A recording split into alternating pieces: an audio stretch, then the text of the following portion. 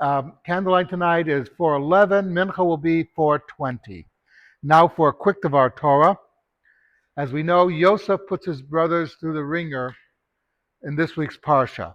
So why is he doing it? He wants to make sure that they are really sorry for what they did. That it wasn't just talk. He wants to see if they made tshuva. And the way that you find out if somebody really made tshuva is if given the same situation, would they do it differently? Yehuda proves, the brothers prove that they would have done it differently.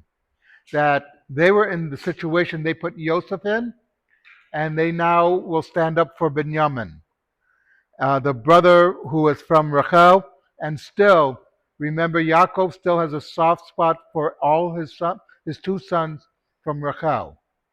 That they were special to him. The other sons, he loved them, but not as much as he loved Benjamin and Yosef, which, by the way, is a mistake of a parent, but the one thing about our vote is they were human. They make mistakes. And the brothers, although you could sort of justify their jealousy, what they did was wrong, and Yosef had to see that they had learned from their mistake. That's why, in a lot of times, people, when they say they say, "Oh, I'm sorry," but they don't mean it. You put them in the situation so that they will learn that the way that a Jew can become a slave if he steals.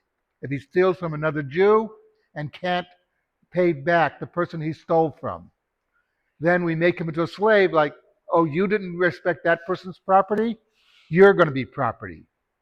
And then hopefully, and it was tzaddikim, by the way, it was Rabbanim who would buy these slaves. Hopefully they would learn from the Rabbanim that what they did was wrong. But sometimes you have to be very rough to people because they committed a crime. We can't be nice. But when we see that they've made tshuva, that they really repented, then we begin to say, okay, you're accepted back into society, which is a very important idea in criminal justice. You can't be nice to somebody who committed a crime.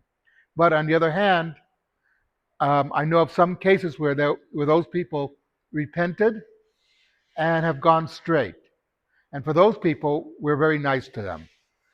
But this is one of the lessons that comes from this week's Parsha. Something to think about. Kaddish Rabbanim.